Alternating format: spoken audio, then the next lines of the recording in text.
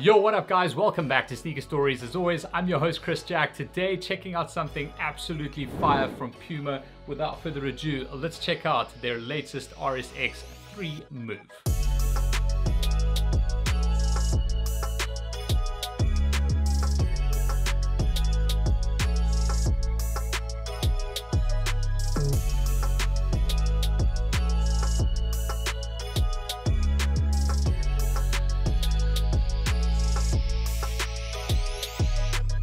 Alright, so a huge shout out to the guys at Puma South Africa for hooking these up for us here to have a look at today. I gotta admit, I opened up the box of this, I didn't know what they were, I didn't know what was actually coming, and I literally put these straight on feet straight away. Like, that doesn't really happen too often.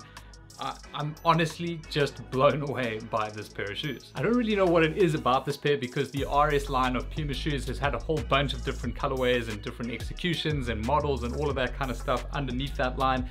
This one just... they've killed it. Maybe it's because of the colorway, the gradient effect that you're getting on this particular pair.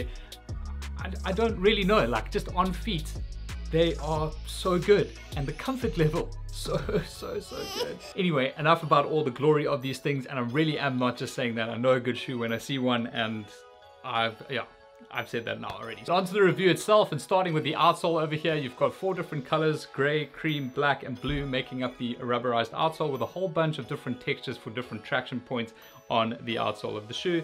It does look really nice. It's got that cool retro feel to it, which really ties up with what's going on in the upper of the shoe. Moving to the midsole, this is a polyurethane midsole. Obviously you do have this gradient pattern here and a whole bunch of different shapes going on here in the midsole, which wrap all the way into the medial side of the shoe. This is something that's pretty unique to the RS line. They do all have these different shapes and textures on the midsole of the shoe. I have found previous versions of the RS to be a little bit playful and a little bit too colorful for my particular liking, but with this iteration of it, it is just so good. Now the next thing I want to say, and I will maybe talk about comfort a little bit later, but just while we're on the midsole, for a polyurethane midsole, these are exceptionally comfortable on feet. Literally, when I put them on for the first time, I was completely blown away. Honestly, like, they are just so comfortable, and it might have something to do with the insole as well, which we'll get to later in the review. But whatever they've done with this polyurethane midsole, keep doing it. And moving into the upper, Puma have used a whole bunch of stronger material, different mix-ups here, just basically re-engineering the RS model. So you've got suede overlays here in the midfoot of the shoe, the toe box over here, and the eyelets of the lacing system, which are done in a light blue. They're really soft to touch, and they add a hint of premiumness to this particular shoe. The base layer, as you guys can probably see, is done in a mesh. The toe box is done in blue, and then that fades into these black sections as you move further towards the rear of the shoe. The Puma logo, or the form strip here, is one of my favorite details on this particular pair. You'll notice just at the top of that, the stitching is different to what you have at the bottom of the form strip, and this is done in what feels like a nubuck suede, and that's super premium and soft to touch. Moving further up that, in the heel collar section, just on the exterior and wrapping into the tongue, you do have neoprene material which has got padding in it, so it's super soft around those areas. Now from a lacing perspective, only one set provided with the pair, and these are standard black. They are quite foamy and squishy to touch, so they really look nice with the rest of the shoe. As we move into the heel section of the shoe, you'll notice proper leather over here, and that's done in a gray. You do have the Puma cat logo over there in the heel, and then also these fused overlays on gray mesh as well, and neoprene in the heel of it. Overall, the quality on here just looks absolutely amazing. You can specifically notice that in the heel section with all the different materials working together. They're super neat, no glue stains, the stitching's really good. So overall, just an amazing quality shoe. Then just flipping inside the shoe, the sock liner is done in a gray mesh, and then one of my favorite things about this particular pair has got to be this insole. I don't know what they've done with this other than just add a whole bunch of squishy foam into it. This is the running system insole, which is done in a blue, and then it's purple on the reverse side of that with another Puma logo and the running system logo. This is an amazing insole.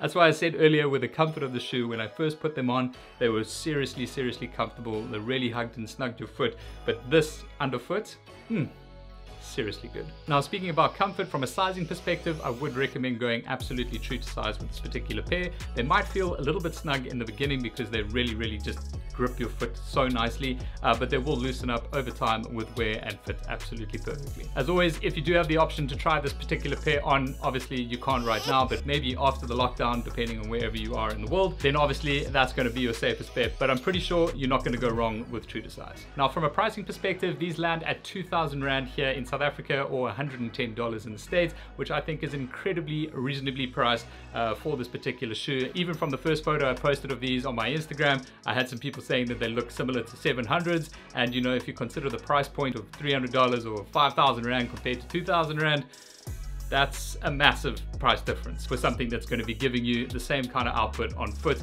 and comfort levels matched, the materials are matched. I just think overall this is just an incredibly good value for money shoe. If you're not into the ethereal blue and black, they also have another limestone gray color which looks like that. Both of them are available on puma.co.za right now. Obviously the shipping can only be fulfilled after the lockdown is over, but you can go ahead and reserve your pair by checking a pair out today. But that's pretty much it for this review on the Puma RS-X3 Move in the ethereal blue and black colorway. If you guys do have any further questions, please drop them in the comment section below and I'll do my best to answer you as soon as possible. Otherwise, if you did enjoy this video, please give it a thumbs up and don't forget to subscribe right here for more content like this down the line. But that's it from me. I'll catch you on the next one.